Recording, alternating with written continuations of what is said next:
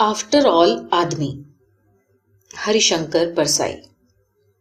तारीख 19 मार्च को लोकसभा के लिए मतदान होना था। सरकार तब कांग्रेस की थी। 18 मार्च की शाम को पड़ोस के 2-3 लोग साथ बैठे थे और मैं चुनाव पर बात कर रहा था। वे भी बैठे थे। एक ने कहा कल मतदान हो जाएगा। दूसरे ने कहा इस बार जनता पार्टी का बड़ा जोर है। तो वे बोले हम तो जी कांग्रेस को ही वोट देंगे, आफ्टर ऑल हम सरकारी नौकर हैं। मतदान हो गया। 22 तारीख को चुनाव परिणामों की घोषणा के बाद हम लोग फिर बैठे बातें कर रहे थे। एक ने कहा भाई अब तो जनता पार्टी की सरकार बन ही गई। दूसरे ने कहा किसी को उम्मीद नहीं थी कि कांग्रेस इतनी बुरी तरह से हारेगी और जनता पार्टी ऐसे जीतेगी। वे बोले ठीक है जी, हमारा वोट जनता पार्टी के काम आया। मुझे याद आया कि ये तो कह रहे थे कि मैं कांग्रेस को वोट दूंगा। मैंने उनसे पूछा तो क्या आपने जनता पार्टी को वोट दिया था? वो बोले हाँ जी, आफ्टर ऑल हम सरकारी नौकर हैं। बाप बदल। हरिशंकर परसाई। वो बड़े आदमी थे, अच्छे आदमी थे। उनका स्वर्गवास हो चुका था, पर वो पुण्यात्मा थे। इसलिए उनका 100वां जन्मदिन तब पड़ रहा था जब उनका लड़का मुख्यमंत्री था। जन्मदिन तो वो बदल नहीं सकते थे, पर उनके पुण्य के प्रताप से ही ये व्यवस्था हो सकी थी कि इस शुभ अवसर पर उनका लड़का मुख्यमंत्री रहे। स्वर्गीय का नाम पंडित रवि नारायण मान लिया जाए और उनके बेटे मुख्यमंत्री का नाम श्री रामचरण जी। सारे प्रदेश में शोर था। शतवार्षिकी समारोह की तैयारियां बड़े जोरों पर थी। कमेटियां बन गई थीं, जिनमें मुख्यमंत्री की पार्टी के लोग, चमचे, उपचमचे, असिस्टेंट चमचे, चापलूस, लाभ उठाने वाले, मंत्री बनने के इच्छुक दरबारी, सरकारी अफसर आदि थे। ऐसा लगता था कि स्वर्गीय इनके सगे पिता थे। स्वर्गीय पिता का जन्मदिन 16 सितंबर को पड़ता था। हर नगर में इस दिन समारोह होना था। प्रादेशिक समिति से जिलों की इकाइयों को आदेश जा रहे थे कि महात्मा गांधी की जयंती से भी शानदार समारोह होना चाहिए। सब तैयारियां पूर्ण, विकट उत्साह।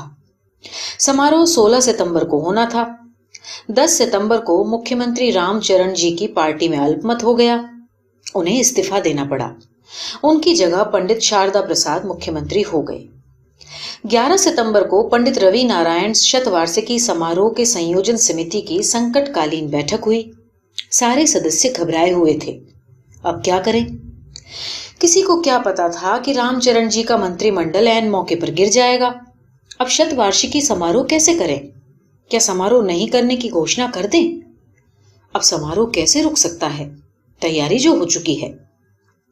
लेकिन अब उनके जन्मदिन का समारोह करने से फायदा ही क्या? रामचरण जी तो मुख्यमंत्री रहे नहीं। फायदे की नहीं, नुकसान की सोचो। नए मुख्यमंत्री पंडित शारदा प्रसाद रामचरण जी के घोर शत्रु हैं। वो देखेंगे कि रामचरण जी के पिता का जन्मदिन मना रहे हैं तो हम लोग उनकी ब्लैक लिस्ट में आ जाएंगे। बुरी आफत में फंस गए फिर तो हम। पर समारोह तो रुक नहीं सकता था। अब समारोह तो करना ही पड़ेगा, तो कोई रास्ता निकालो। बहुत विचार के बाद रास्ता निकाला गया। समारोह तो मनाया ही जाएगा और ये सूचना प्रकाशित कर दी गई। पंडित रवि नारायण जी का 100वां जन्मदिन यथावत मनाया गया। पर जनता की जानकारी के लिए निवेदन है कि पंडित रवि नारायण 10 तारीख तक पंडित रामचरण के पिता थे, पर 11 तारीख से वे वर्तमान मुख्यमंत्री शारदा प्रसाद जी के पिता हो गए हैं। अनुशासन। हरिशंकर परसाई। एक अध्यापक था। वो सरकारी नौकरी में था। मास्टर की पत्नी बीमार थी, अस्पताल में थी। तभी उनके तबादले का ऑर्डर हो गया। शिक्षा विभाग के बड़े साहब उसी मोहल्ले में रहते थे। उनका बंगला मास्टर के घर से दिखाई देता था। वो उनके बंगले के सामने से निकलता तो उन्हें सादर नमस्ते कर लेता। मास्टर ने सोचा साहब से कहूं तो वे फिलहाल मेरा तबादला रोक दें। वो साहब के घर गया। बरामदे में साहब खड़े थे। उन्होंने पूछा क्यों, क्या बात है? साहब एक प्रार्थना है। हाँ हाँ बोलो। साहब मेरी पत्नी अस्पताल में भर्ती है, बहुत बीमार है। हाँ तो? जी मेरा तबादले का ऑर्डर हो गया है। तो सर कृपा करके फिलहाल के लिए मेरा तबादला अगर कैंसिल करा दें। साहब नाराज हुए। बोले तुम्हें अनुशासन के नियम मालूम हैं? तुम सीधे मुझसे मिलने क्यों आ गए? तुम्हें आवेदन करना चाहिए थ्रू प्रॉपर चैनल। तुम्हें अपने हेडमास्टर की लिखित अनुमति के साथ मुझसे मिलना चाहिए था। जाओ, तबादला कैंसिल नहीं होगा। तुम्हें अनुशासन भंग करने के लिए डांट भी पड़ेगी। मास्टर को डांट पड़ी। आइंदा साहब से सीधे नहीं मिलने की चेतावनी मिली। मास्टर ने 2 महीने की छुट्टी ले ली। एक शाम साहब के घर में आग लग गई। आसपास के लोग आग बुझा रहे थे। मास्टर बरामदे में खड़े हुए देख रहे थे। आग बुझ गई। अधिक नुकसान नहीं हुआ। दूसरे दिन मास्टर निकले तो साहब फाटक पर खड़े थे। साहब ने कहा, मास्टर साहब, कल शाम को मेरे घर में आग लगी थी तो तुम खड़े खड़े देखते रहे, बुझाने नहीं आए। मास्टर ने नम्रता से कहा, सर, मैं मजबूर था। हेडमास्टर साहब बाहर गए हैं, उनकी लिखित अनुमति के बिना कैसे आता। आपकी आग बुझाने के लिए थ्रू प्रॉपर चैनल आना चाहिए ना। प्रथम स्मगलर। हरिशंकर परसाई। लक्ष्मण मेघनाथ की शक्ति से घायल पड़े थे। हनुमान उनकी रक्षा के लिए हिमाचल प्रदेश से संजीवनी नामक दवा लेकर लौट रहे थे कि अयोध्या के नाके पर पकड़ लिए गए। पकड़ने वाले नाकेदार को हनुमान ने पीट कर लिटा दिया। राजधानी में हल्ला मच गया कि बड़ा बलशाली स्मगलर आया हुआ है, पूरा फोर्स भी उसका मुकाबला नहीं कर पा रही। आखिर भरत और शत्रुघ्न आए। हनुमान अपने आराध्य रामचंद्र के भाइयों को देखकर दब गए। शत्रुघ्न ने कहा, इन स्मगलरों के मारे नाक में दम है। भैया, आप तो संन्यास लेकर बैठ गए, मुझे भुगतना पड़ रहा है। भरत ने हनुमान से पूछा, कहां से आ रहे हो? हनुमान ने कहा, हिमाचल प्रदेश से। भरत, क्या है तुम्हारे पास? सोने के बिस्किट, गांजा, अफीम, क्या है? हनुमान, जी दवा है। शत्रुघ्न ने कहा, अच्छा, दवाइयों की स्मगलिंग चल रही है, निकालो, कहाँ है? हनुमान जी ने संजीवनी निकाल कर रख दी। कहा, मुझे आपके बड़े भाई रामचंद्र ने इस दवा को लेने के लिए भेजा था। शत्रुघ्न ने भरत की तरफ देखा और बोले, बड़े भैया, ये क्या करने लगे हैं? स्मगलिंग में लग गए हैं। पैसे की तंगी थी तो हमसे मांग लेते, स्मगलिंग के धंधे में क्यों फंसते हैं? इससे बड़ी बदनामी होती है। भरत ने हनुमान से पूछा, क्यों भाई, ये दवा कहाँ लेकर जा रहे हो? कहाँ बेचोगे इसे? हनुमान ने कहा, लंका ले जा रहा था। भरत ने कहा, अच्छा, वहां उत्तर भारत का स्मगल किया हुआ माल बिकता है? कौन खरीदता है? रावण के लोग। हनुमान ने कहा, ये दवा तो मैं राम के लिए ही ले जा रहा था। बात यह है कि आपके भाई लक्ष्मण घायल पड़े हैं, वो मरणासन्न है। इस दवा के बिना वो बच नहीं सकते। भरत ने शत्रुघ्न की तरफ और शत्रुघ्न ने भरत की तरफ देखा। तब तक रजिस्टर में स्मगलिंग का मामला दर्ज हो चुका था। शत्रुघ्न ने कहा, भरत भैया, आप ज्ञानी हैं, इस मामले में नीति क्या कहती है? शासन का क्या कर्तव्य है? भरत ने कहा, देखो, स्मगलिंग तो अनैतिक है, पर स्मगल किए हुए सामान से अपना या अपने भाई भतीजों का फायदा होता है तो ये काम नैतिक हो जाता है। जाओ हनुमान, ले जाओ दवा। और उन्होंने मुंशी से कहा, रजिस्टर का पन्ना फाड़ दो। अयोध्या में खाता बही। हरिशंकर परसाई। पोथी में लिखा है कि जिस दिन राम रावण को परास्त करके अयोध्या आए, सारा नगर दीपों से जगमगा उठा। ये दीपावली पर्व अनंत काल तक मनाया जाएगा। पर इसी पर्व पर व्यापारी खाता बही बदलते हैं और खाता बही वही लाल कपड़े में बांधी जाती है। प्रश्न ये है कि राम के अयोध्या आगमन से खाता बही बदलने का क्या संबंध, और खाता बही को लाल कपड़े में ही क्यों बांधा जाता है? अब बात यह हुई कि जब राम के आने का समाचार आया तो व्यापारी वर्ग में खलबली मच गई। वो कहने लगे, सेठ जी, अब बड़ी आफत है। भरत के राज में तो पोल चल गई, पर राम तो मर्यादा पुरुषोत्तम है, वो टैक्स की चोरी बर्दाश्त नहीं करेंगे। वो अपने खाता बही जांच करेंगे और अपने को सजा होगी। एक व्यापारी ने कहा, भैया, तब तो अपना नंबर 2 का मामला भी पकड़ लिया जाएगा। अयोध्या के नर नारी तो राम के स्वागत की तैयारियां कर रहे थे, पर व्यापारी वर्ग घबरा रहा था। अयोध्या पहुंचने से पहले ही राम को मालूम हो गया था कि उधर बड़ी पोल है। उन्होंने हनुमान को बुलाकर कहा, सुनो पवनसुत, युद्ध तो हम जीत गए, पर अयोध्या में हमें रावण से भी बड़े शत्रु का सामना करना पड़ेगा, और वो है व्यापारी वर्ग का भ्रष्टाचार। बड़े बड़े वीर व्यापारी के सामने परास्त हो जाते हैं। तुम अतुलित बल बुद्धि निधान हो, तुम्हें मैं एनफोर्समेंट ब्रांच का डायरेक्टर नियुक्त करता हूं। तुम अयोध्या पहुंचकर व्यापारियों के खाते बहियों की जांच करो और झूठे हिसाब पकड़ो और सख्त से सख्त सजा दो। इधर व्यापारियों में हड़कंप मच गई। कहने लगे, अरे भैया अब तो मरे। हनुमान जी इन्फोर्समेंट ब्रांच के डायरेक्टर नियुक्त हो गए। बड़े कठोर आदमी हैं। शादी ब्याह किया नहीं, न बाल बच्चे, घूस भी नहीं चलेगा। व्यापारियों के कानूनी सलाहकार बैठकर विचार करने लगे। उन्होंने तय किया कि खाता बही बदल देना चाहिए। सारे राज्य में चैम्बर ऑफ कॉमर्स की तरफ से आदेश चलाया गया कि दीपोत्सव पर खाता बही बदल दिए जाएं। फिर भी व्यापारी वर्ग निश्चिंत नहीं हुआ। हनुमान को धोखा देना कोई आसान बात नहीं थी। वो तो अलौकिक बुद्धि संपन्न थे। उन्हें खुश कैसे किया जाए? चर्चा चल पड़ी। कुछ मुट्ठी गर्म करने से काम नहीं चलेगा। नहीं, वो एक पैसा नहीं लेते। वो न लें, पर मेम साहब, अरे उनकी मेम साहब ही नहीं है। साहब ने मैरिज ही नहीं की, जवानी लड़ाई में काट दी। तो कुछ और शौक होंगे, दारू और बाकी सब कुछ। भाई वो बाल ब्रह्मचारी हैं, कॉल गर्ल को मारकर भगा देंगे और कोई नशा नहीं करते। संयमी आदमी है, संयमी। तो क्या करें? तुम ही बताओ क्या किया जाए? किसी सयाने वकील ने सलाह दी, जो जितना बड़ा होता है उतनी ही चापलूसी पसंद करता है। हनुमान की कोई माया नहीं है। वो सिंदूर शरीर पर लपेटते हैं और लाल लंगोट शरीर पर पहनते हैं। उन्हें खुश करना आसान है। व्यापारी खाता बही लाल कपड़े में बांध कर रखें। रातों रात खाता बही बदल दिए गए और उन्हें लाल कपड़ों में लपेट दिया गया। दूसरे दिन हनुमान कुछ दरोगाओं को लेकर अयोध्या के बाजार में निकल पड़े। पहले व्यापारी के पास गए। बोले, खाता बही निकालो, जांच होगी। व्यापारी ने लाल बस्ता निकालकर आगे रख दिया। हनुमान ने देखा लंगोट और खाते का कपड़ा एक है। खुश हो गए। बोले, वाह, मेरे लंगोट के कपड़े में खाता बही बांधते हो? व्यापारी ने कहा, हाँ बलबुद्धि निधान, हम आपके भक्त हैं, आपका निशान मानते हैं, आपकी पूजा करते हैं। हनुमान गदगद हो गए। व्यापारी ने कहा, जी मैं बस्ता खोलूं, जांच कर लीजिए। हनुमान ने कहा, रहने दो रहने दो, मेरा भक्त और बेईमान हो ही नहीं सकता। हनुमान जी जहां भी जाते लाल लंगोट के कपड़े में बंधे खाता बही देखते। वो बहुत खुश हुए। उन्होंने कहीं हिसाब की जांच ही नहीं की। रामचंद्र को रिपोर्ट दी कि अयोध्या के व्यापारी बड़े ईमानदार हैं, उनके हिसाब बिल्कुल ठीक हैं। हनुमान विश्व के प्रथम साम्यवादी थे, सर्वहारा के नेता थे। उन्हीं का लाल रंग आज के साम्यवादियों ने ले लिया है।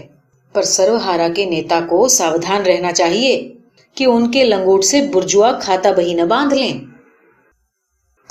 कबीर की बकरी। हरिशंकर परसाई। कबीर पंथियों ने मुझे ये घटना सुनाई थी। कबीर दास बकरी पालते थे। पास में मंदिर था। बकरी वहां घुस जाती और बागीचे के पत्ते खा जाती। एक दिन पुजारी ने शिकायत की, कबीरदास, ओ कबीरदास, तुम्हारी बकरी मंदिर में घुस जाती है। कबीर ने जवाब दिया, पंडित जी, जानवर है, चली जाती होगी मंदिर में, मैं तो नहीं गया। सुअर। हरिशंकर परसाई। चौबे जी को मैं पांडे जी के घर पर लेके गया। चौबे जी के लड़के की शादी की बात पांडे जी की लड़की के साथ चल रही थी। हम पांडे जी के घर के बारामदे में बैठे हुए थे। लड़की चाय नाश्ता दे गई थी। चौबे जी ने उसे देख लिया था। पांडे जी का पैतृक मकान था। वो शहर के पुराने मोहल्ले में था। मोहल्ला गंदा था।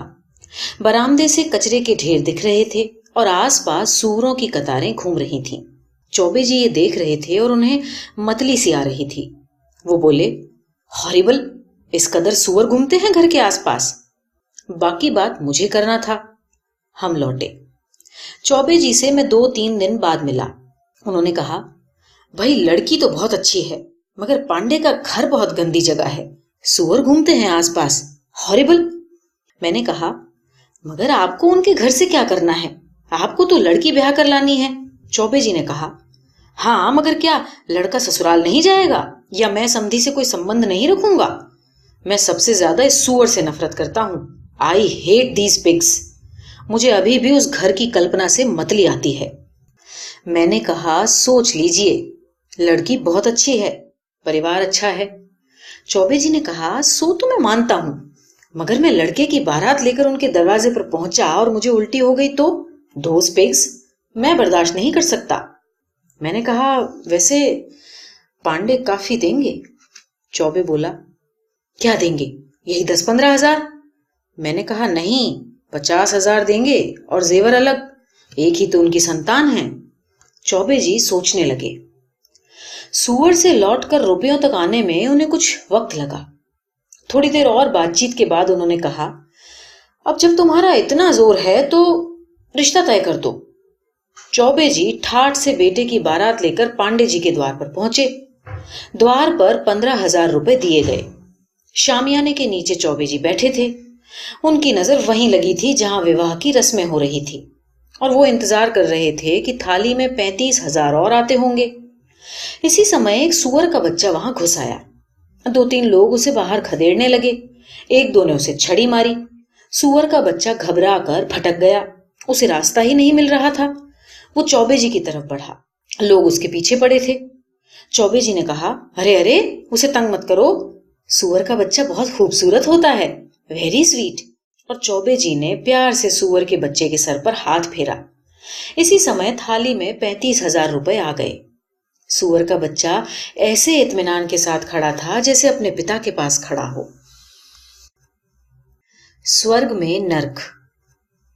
हरिशंकर परसाई। सेठ मेहुमल मिलवानी के उस्ताद थे। वो घी में चर्बी, धनिया में लीद, बेसन में पिसा पत्थर इस तरह मिला देते थे कि किसी को मिलावट का पता ही नहीं लगता था। अगर जहर शहद से सस्ता मिलता तो वो शहद में जहर मिलाने में भी जरा नहीं हिचकते। पर सेठ मेहुमल भगवत भक्त भी थे, खूब भजन पूजन करते। लिहाजा जब वो मरे तो एक देवदूत आया और उन्हें लोक तक लेके गया। चित्रगुप्त ने रिकॉर्ड भगवान के सामने पेश कर दिया। भगवान ने कहा, सेठ मेहुमल, तुमने लगभग 3 लाख घंटे मेरी पूजा की है, ऐसा रिकॉर्ड बताता है। मेहुमल ने कहा, हाँ भगवान, मैं आपका अटल भक्त हूं। विधाता ने कहा, इसलिए हम तुम्हें स्वर्ग में स्थान देते हैं। जाओ, अनंत काल तक सुख भोगो। मेहुमल को स्वर्ग में एक सुंदर से मकान में रखा गया। बढ़िया भोजन परोसा गया। उसकी सुगंध से उनकी भूख भड़क उठी। उन्होंने एक कौर लेकर मुंह में डाला, थू थू करके उगल दिया। भोजन में नीम की पत्ती मिला दी गई थी। मेहुमल ने पानी पिया तो मुंह में कीड़े काटने लगे। वो भूखे प्यासे ही सो गए। रात को जब मुलायम गद्दे पर सो रहे थे तब दीवारों से लंबी लंबी सलाखें निकली और उनके शरीर में चुभने लगी। वो रात भर सो नहीं सके। सुबह उन्होंने एक अधिकारी से कहा, मुझे विधाता के पास ले चलो, ये तुम्हारा कैसा स्वर्ग है? अधिकारी ने जवाब दिया, विधाता ने स्वर्ग में नर्क की मिलावट करने का हुक्म दे दिया है। Yes sir. हरिशंकर परसाई एक काफी अच्छे लेखक थे। वो राजधानी गए। एक समारोह में उनके मुख्यमंत्री से भेंट हो गई। मुख्यमंत्री से उनका परिचय पहले से था। मुख्यमंत्री ने उनसे कहा, आप मजे में तो हैं, कोई कष्ट तो नहीं?